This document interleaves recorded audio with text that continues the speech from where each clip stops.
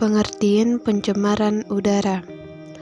Menurut Undang-Undang Nomor 32 Tahun 2009, pencemaran lingkungan hidup adalah masuk atau dimasukkannya makhluk hidup, zat, energi, dan atau komponen lain ke dalam lingkungan hidup oleh kegiatan manusia sehingga melampaui baku mutu lingkungan hidup yang telah ditetapkan.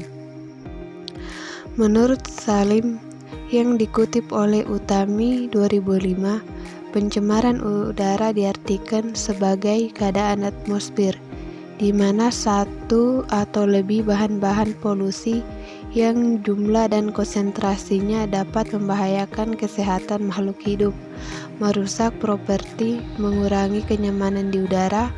Berdasarkan definisi ini, maka segala bahan padat, gas, dan cair yang ada di udara yang dapat menimbulkan rasa tidak nyaman disebut polutan udara.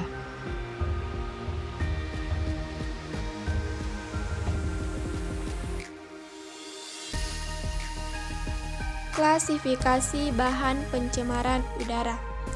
Banyak faktor yang dapat menyebabkan pencemaran udara, di antaranya pencemaran yang ditimbulkan oleh sumber-sumber alami maupun kegiatan manusia atau kombinasi keduanya. Pencemaran udara dapat mengakibatkan dampak pencemaran udara bersifat langsung dan lokal, regional maupun global atau tidak langsung dalam kurun waktu lama. Pencemaran udara dibedakan menjadi pencemar primer dan pencemar sekunder. Polutan primer. Polutan primer adalah substansi pencemar yang ditimbulkan langsung dari sumber pencemaran udara atau polutan yang dikeluarkan langsung dari sumber tertentu dan dapat berupa gas. Yang pertama, senyawa karbon, yaitu hidrokarbon, hidrokarbon teroksigenasi, dan karbon oksida CO atau CO2 karena ia merupakan hasil dari pembakaran. Yang kedua, senyawa sulfur, yaitu oksida. Yang ketiga, senyawa halogen, yaitu fluor, klorin, hidrogen klorida, hidrokarbon terfluorinasi, dan bromin. Partikel. Partikel yang di atmosfer mempunyai karakteristik yang spesifik, dapat berupa zat padat maupun suspensi aerosol cair sulfur di atmosfer.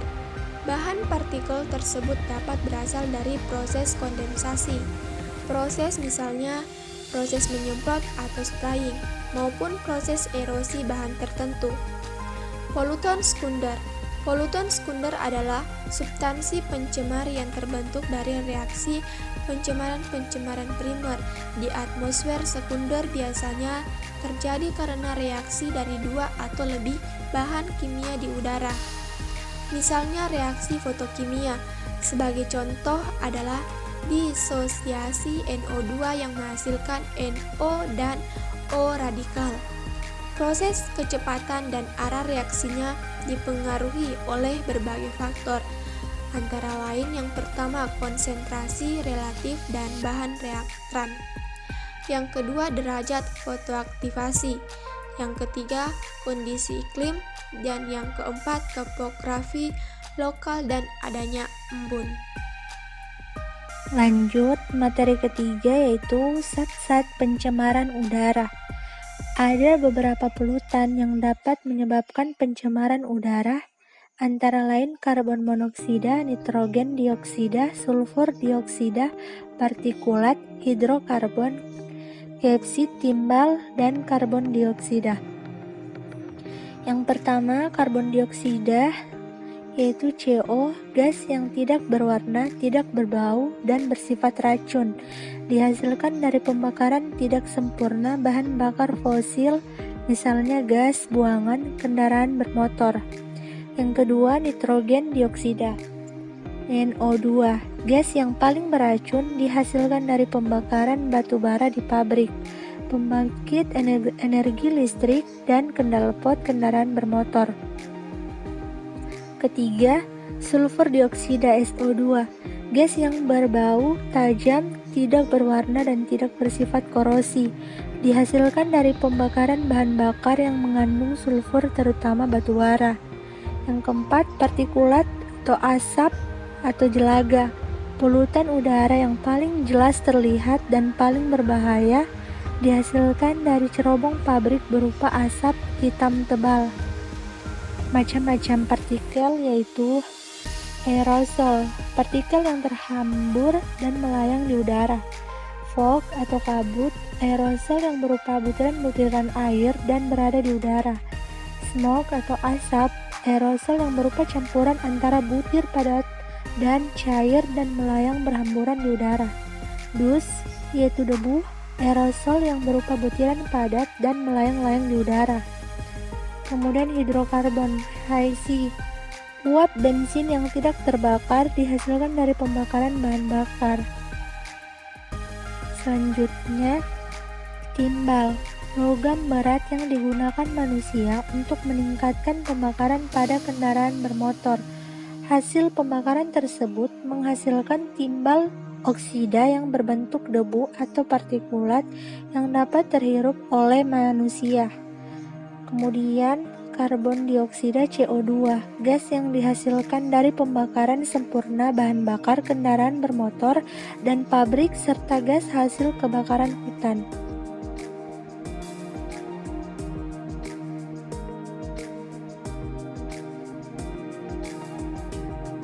Penyebab pencemaran udara. Pembangunan yang berkembang pesat saat ini, khususnya dalam industri dan teknologi, meningkatkan jumlah kendaraan bermotor yang menggunakan bahan bakar fosil atau minyak, menyebabkan udara yang kita hirup di sekitar kita menjadi tercemar oleh gas-gas buangan hasil pembakaran. Secara umum, penyebab pencemaran udara ada dua macam, yakni faktor internal dan faktor eksternal. Faktor internal atau secara alamiah, contohnya yang pertama, debu yang berterbangan akibat tiupan angin. Yang kedua, abu atau debu yang dikeluarkan dari letusan gunung berapi seperti gas-gas vulkanik. Yang ketiga, proses pembusukan sampah organik dan lain-lain. Selanjutnya, karena faktor eksternal atau karena ulah manusia. Contohnya, yang pertama, hasil pembakaran bahan bakar fosil. Yang kedua, debu atau serbuk dari kegiatan industri. Yang ketiga, pemakaian zat-zat yang disemprotkan ke udara. Dampak pencemaran udara. Yang pertama, dampak terhadap lingkungan alam, yaitu terdapat hujan asam. Istilah hujan asam pertama kali diperkenalkan oleh Anu Smith ketika ia menulis tentang polusi industri di Inggris. Hujan asam adalah hujan yang memiliki kandungan pH atau derajat keasaman kurang dari 5,6. Pencemar udara seperti SO2 dan NO2 bereaksi dengan air hujan membentuk asam dan menurunkan pH air hujan. Dampak dari hujan asam ini antara lain: yang pertama, mempengaruhi kualitas air permukaan, merusak tanaman, melarutkan logam-logam berat yang terdapat dalam tanah sehingga mempengaruhi kualitas air tanah dan air permukaan, dan bersifat korosif sehingga merusak material dan bangunan. Penipisan. Yang kedua, penipisan lapisan ozon.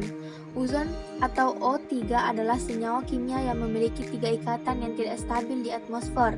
Ozon terbentuk secara alami dan terletak di lapisan atmosfer pada ketinggian 15-60 km di atas permukaan bumi.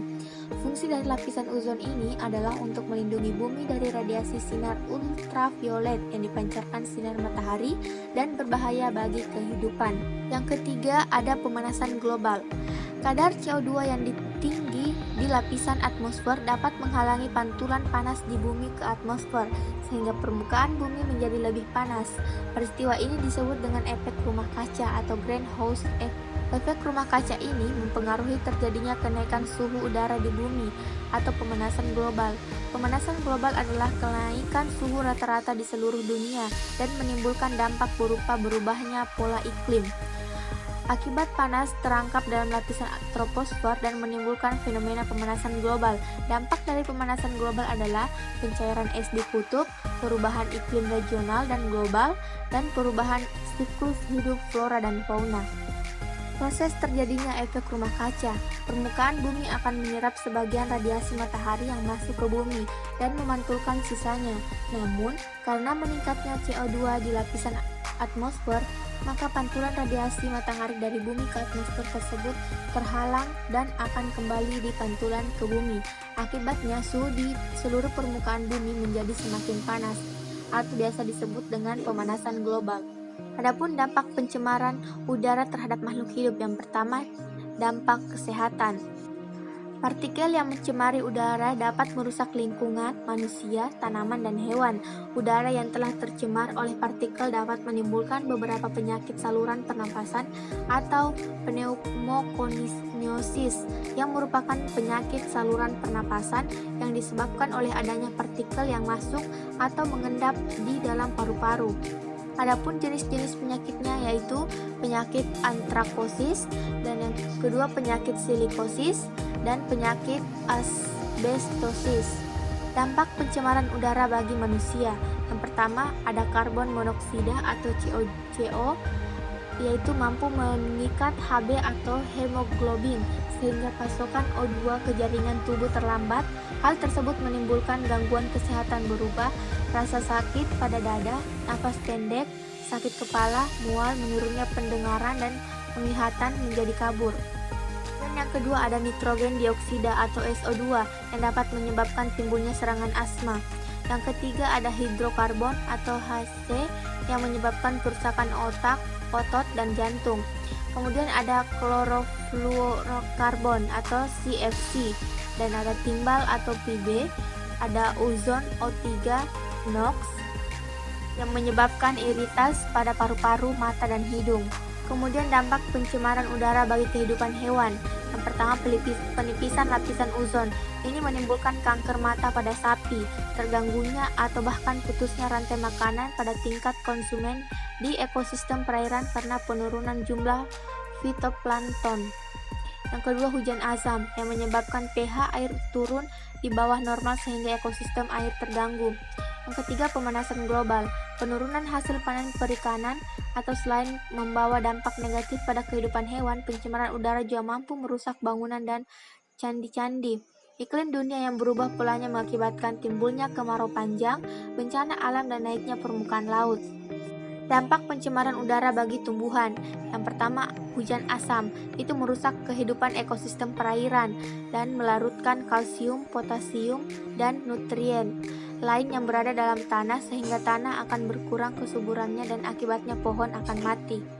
Bagian yang kedua, penipisan lapisan ozon, yaitu merusak tanaman, mengurangi hasil panen atau produksi bahan makanan seperti beras, jagung, dan kedelai. Kemudian pemanasan penurunan hasil panen pertanian dan perubahan keanekaragaman hayati. Gas CFC mengakibatkan tumbuhan menjadi kerdil, ganggang di laut tanah, menjadi mutasi genetik atau perubahan sifat organisme.